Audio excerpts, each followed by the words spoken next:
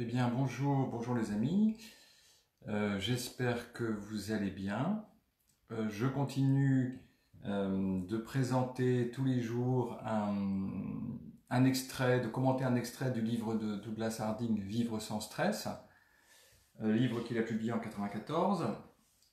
Le sous-titre du livre, Vivre sans stress, c'est l'accès direct à votre paix intérieure. Donc, en quoi la non-dualité peut nous aider à découvrir cette paix et à vivre le quotidien stressant parfois, comme aujourd'hui, avec peut-être plus de liberté et de joie. Alors avant cela, je voudrais encore une fois, puisque je le fais tous les jours, je voudrais vraiment remercier du plus profond de mon cœur les soignants, les médecins, les infirmiers, les aides-soignants, et tous ceux qui soignent les personnes malades dans les hôpitaux aujourd'hui, dans ces temps difficiles. Voilà. Alors, le Douglas Harding consacre un chapitre à la question de la solitude. Donc, je voudrais vous parler aujourd'hui de la solitude. Alors, ça me semble approprié parce que, comme on est en confinement, certaines personnes sont vraiment coincées seules chez elles. D'autres, au contraire, sont plutôt en promiscuité. Bon. Mais voilà, la solitude est un vrai problème en fait, un problème important, et je vais vous montrer comment Douglas Harding propose une solution. Alors il écrit à propos de la solitude, il dit ceci: le sentiment de solitude est l'une des formes les plus déprimantes que puisse prendre le stress. Donc c'est vrai que le sentiment de solitude, c'est quelque chose de terrible, qui peut créer de la frustration, un manque de confiance en soi, un sentiment de séparation, un manque de sens dans sa vie aussi. Donc c'est quelque chose de très très douloureux. Et tout à l'heure, je regardais là les articles de journaux qui montraient qu'en France, plus de 12% de la population française souffre de solitude de manière très forte, mais ce sentiment de solitude, il peut toucher tout le monde en fait. Voilà, si on se sent seul. Alors, Douglas commence par remarquer que le sentiment de solitude, il est sans doute plus fort dans les sociétés occidentales, qui sont extrêmement individualistes, que dans d'autres sociétés où la communauté joue un rôle plus important. Il parle, je ne sais pas si c'est vrai, j'imagine que oui, mais il parle par exemple de sociétés orientales, la Chine, le Japon, l'Inde, que je connais un petit peu, où effectivement l'individu, il fait partie d'un groupe, la famille déjà, et puis une communauté plus élargie. C'est une des sociétés qu'on appelle holistes, en fait. Donc, effectivement, qui a ses inconvénients aussi, hein, d'ailleurs, hein, mais où l'individu se sent peut-être moins seul. Mais dans les sociétés occidentales, on peut être seul en plein Paris, en fait. On peut être seul dans un immeuble et ne pas connaître ses voisins du dessus ou du dessous. Donc, c'est assez curieux. On peut être seul en pleine foule, en fait. Alors, en plus, la solitude, elle concerne vraiment tous les âges, hein. Je lisais dans l'article qu'il y a un sentiment de solitude très fort chez certains jeunes, et la solitude elle touche aussi des personnes âgées. Là, actuellement, là, c'est terrible, on apprend que nos aînés meurent seuls dans les EHPAD sans que leur famille puisse aller les voir. Donc voilà, c'est un sentiment qui peut toucher tous les âges en fait. Alors, quelle solution à ce sentiment de solitude, à ce sentiment d'isolement ou d'isolement, on pourrait dire? Alors évidemment, il y a des solutions qui sont empiriques. Je veux dire, si on se sent seul, on peut essayer de se créer un réseau, essayer de se trouver des amis et ainsi sortir de cette solitude. Bien sûr, c'est tout à fait possible. Mais la solution que va proposer Douglas, elle est beaucoup plus radicale. La solution que va proposer Douglas, c'est une solution qui passe par la non-dualité, par l'éveil à sa vraie nature. Et en quelque sorte, la solution de Douglas consiste à aller au plus profond de la solitude et de traverser la solitude pour voir où elle nous mène en fait. Il dit ceci: le seul véritable remède à cette angoisse est la découverte de votre solitude suprême, avec un S majuscule à solitude et un S majuscule à suprême. C'est-à-dire que pour échapper à la question de la solitude, il faut s'apercevoir qu'en fait, on est le seul, on est l'un, l'unique. Alors, qu'est-ce que ça veut dire? Alors, nous pensons que nous pensons que, comme il y a 7 milliards d'habitants sur Terre à peu près, eh bien, il y a 7 milliards de consciences, en fait. Donc chacun aurait sa conscience, quelque part dans sa tête. Et donc nous serions tous séparés les uns des autres. 7 milliards de consciences séparées. Vous voyez ? Et chacun aurait sa conscience différente et nous regarderait à partir de ses deux yeux. Donc évidemment, si on voit le monde ainsi, c'est-à-dire avec 7 milliards de consciences séparées, l'unité va être difficile à trouver et on va se sentir en effet rapidement seul, même au milieu de 7 milliards, parce que si les consciences sont séparées, eh bien on peut se sentir rapidement séparé, voire menacé par l'autre. Parce que la séparation engendre la solitude, mais aussi la peur, parfois, et l'angoisse. Bon. Donc si nous sommes 7 milliards de consciences, alors en effet, il y a la place pour la solitude. Mais en réalité, dit Douglas, et je vais essayer de vous le montrer, il n'y a pas 7 milliards de consciences. Pour Douglas, il n'y a qu'une seule conscience. Il y a une seule conscience, une seule présence, qui se manifeste à travers, oui, 7 milliards de visages, à travers la multiplicité de ces apparences, d'ailleurs pas seulement les visages humains, mais aussi les animaux. Donc la conscience, elle est unique, dit Douglas, mais elle se manifeste à travers toute cette multiplicité de visages. Et donc pour traverser ce sentiment de solitude, il faut prendre conscience de cette conscience unique et une qui nous est commune en fait. Et si on prend conscience alors qu'on est cette conscience unique, si on s'éveille à cette conscience unique, il n'y a plus de possibilité de sentiment de solitude, puisqu'alors on est un avec tous les autres. Et d'ailleurs, j'ai remarqué en préparant un petit peu ça, là, tout à l'heure, qu'en anglais, solitaire, ça se dit alone, A-L-O-N-E, alone. Mais en fait, avant, ça s'écrivait all one, A, 2 L, et plus loin, one, c'est-à-dire tout un. C'est intéressant que ce mot qui veut dire solitude, en fait, signifie l'un total, vous voyez, l'unité totale. Donc si on traverse la solitude et qu'on trouve l'unité totale, alors on sort en fait de sentiment de solitude. Mais il ne s'agit jamais, dans cet enseignement de Douglas Harding, de croire quoi que ce soit, parce que la croyance ne peut pas vraiment, je crois, nous convaincre complètement et toujours. Il faut faire l'expérience de ce seul, en fait, de cette unique conscience. Et là, d'ailleurs, pour le coup, on trouvera non pas la solitude peut-être, mais le solitaire. Vous savez, comme on parle d'un diamant solitaire pour souligner sa particularité et sa brillance, vous voyez. Donc il s'agit de trouver le solitaire, l'unique conscience, l'unique présence. Et pour ça, il propose un exercice dans le livre que je vais faire avec vous si vous voulez bien. J'ai un peu adapté l'exercice de Douglas pour l'occasion. Alors il faut le faire avec moi si vous voulez bien. Alors je vous demande de prendre votre index et on va commencer par pointer des choses dans la pièce. Alors vous remarquez que les choses que vous pointez sont séparées les unes des autres. Par exemple, vous pointez un bout de mur qui va être séparé du tableau ou de la fenêtre. Donc il y a des objets séparés. Vous voyez, partout dans la pièce d'ailleurs. Vous voyez des objets séparés. Et alors, peut-être que vous êtes tout seul, ou peut-être que vous êtes quelqu'un dans la pièce. Moi aussi, je suis tout seul dans mon petit studio, mais voilà, on peut imaginer qu'on pointe des personnes. Par exemple, j'imagine que je pointe un ami, Pierre, et une amie, je ne sais pas, Nathalie par exemple. Donc, si je pointe Pierre et Nathalie, je vois qu'ils sont séparés en fait. Vous voyez, les personnes sont séparées les unes des autres. Même si on les faisait se toucher, ce qui peut arriver dans la vie, les gens restent quand même séparés en fait, vous voyez, puisque les individus restent séparés. Bon, donc là on a affaire à un monde de séparation. Il n'y a pas vraiment d'unité là en réalité. On continue le voyage et maintenant je vous demande de pointer votre pied. Et bien encore, dans la direction de votre doigt, vous avez un objet séparé du reste. Votre pied est séparé du parquet, vous voyez.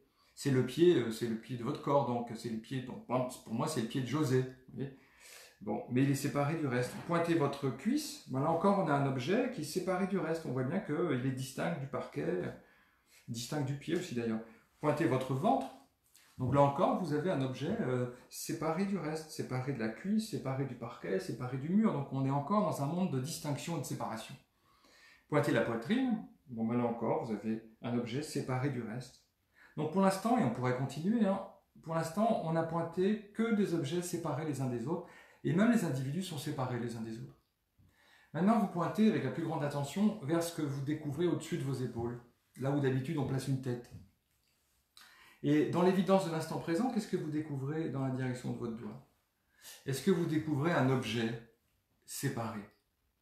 Est-ce que vous découvrez un objet avec une couleur, avec une forme, avec une limite dans la direction du doigt, au-dessus de vos épaules? Ou au contraire, est-ce qu'on ne peut pas dire que vous pointez vers un espace, en fait? Un espace ouvert qui n'est séparé de rien, en réalité.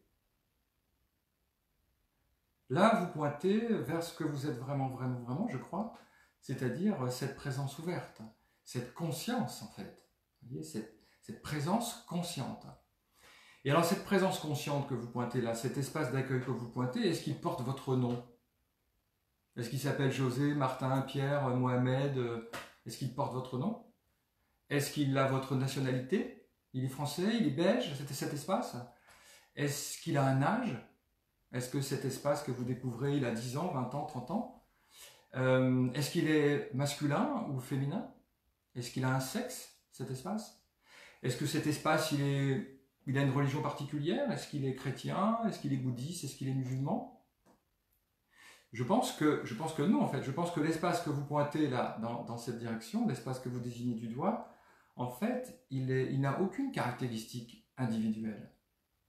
Il n'a pas votre nom, il n'a pas votre nationalité, il n'a pas votre sexe, il n'a pas votre religion, il n'a pas votre histoire personnelle. Cet espace que vous désignez du doigt, au-dessus de vos épaules, il est universel, impersonnel, universel. En fait, cet espace, cette présence, c'est ce qui nous relie tous. Pour savoir ce que vous êtes vraiment, vraiment, vraiment, j'ai qu'à regarder au-dessus de mes épaules. Ici, je découvre ce que vous êtes vraiment, vraiment, c'est-à-dire cet espace conscient, ouvert, rempli du monde. C'est ça que vous êtes en fait, en réalité. Vraiment, vraiment, vraiment. Donc, pour en quelque sorte aller au-delà de la solitude, j'ai qu'à plonger dans cet espace unique, j'ai qu'à revenir à l'un, l'apostrophe, UN, j'ai qu'à revenir à l'un, à l'unique, et là, dans l'unique, je découvre la totalité du monde, je découvre la totalité de ce qui est. Vous voyez que dans cet espace au-dessus des épaules, tout est inclus, en fait, tout est accueilli. Donc ce solitaire, hein, cet un solitaire, en fait, il ne manque de rien, il est rempli à bord, en réalité. Il est une plénitude absolue. Il déborde de vie, il déborde de conscience, il déborde du monde. Donc, faire l'expérience de ce solitaire, de cet un unique, c'est tout le contraire d'une souffrance ou d'une dépression, c'est au contraire une joie profonde en réalité. Donc vous voyez, au lieu de fuir la solitude et au lieu de fuir le seul, en quelque sorte, il faudrait plutôt aller vers cette unique présence. Cette unique présence qui nous relie tous en fait, puisque tous, nous sommes cette unique présence. Ce n'est pas que nous avons une partie de cette unique présence, nous sommes tous cette unique présence, cette unique conscience.